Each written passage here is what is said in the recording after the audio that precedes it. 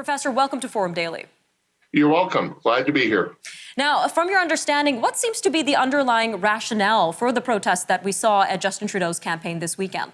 So these are not unprecedented. We've had aggressive protests during the '88 election, particularly against Brian Mulroney. There were trips that Pierre Trudeau or Justin Trudeau would take out west that you saw protests at.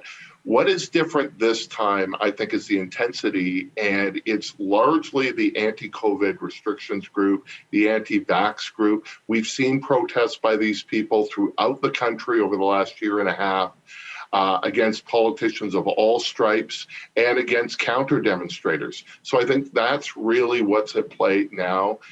It's been aggressive. It has threats of violence. So far, we haven't seen real violence, but the potential is real. And what kind of laws do we have around the harassment of politicians in Canada, sir? You know, we don't really have anything that specializes in this. We've got normal legislation that deals with these events. It's a fine line where you want to have freedom of speech, including protests. But there's a degree when you're actually shutting down events, then that's problematic. And that's what we saw on Friday, the first time that I have seen where an election event had to be canceled. The other is that we're dealing almost with a touring party. It's not like, someone comes to an event and there's protesters. The protesters are following the prime minister around, and not just from, Cambridge to Bolton, which is pretty easy, but Cambridge to Bolton to Surrey, BC. Right, that's a pretty big plane trip. And so I think there we are dealing with stalking laws. I don't think we need new laws. I think we need the enforcement of existing laws, and we need a change in some of our political culture. But I can tell you that these anti-COVID, anti-vax rallies, laws don't seem to stop them. We've had multiple arrests, and they just laugh in the face of it.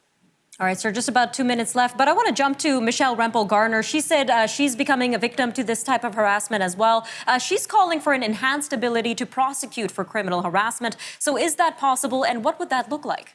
Yeah, I mean, Michelle Rempel-Garner is not wrong that the politicians that get the most heat, the most aggression, tend to be female and tend to be visible minorities. And so she has been a recipient of this.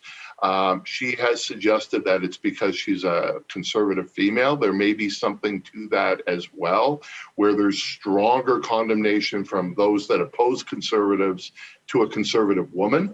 I don't think we need new laws, though. I think we need the enforcement of existing laws.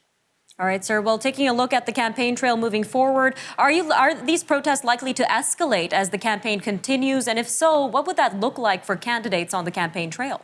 Yeah, I think they will start to escalate, especially if you start to get protesters from multiple groups. As I said, I think a lot of this is COVID stuff.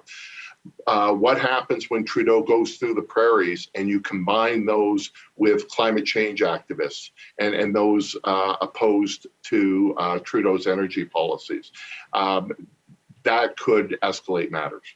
All right, sir, just about 45 seconds left, but you're saying we should enhance or regulate these laws around protecting our politicians. How should we do that, sir? Just about 45 seconds. I'm not saying we need to enhance them. I'm saying we have existing tools. We just need to use them.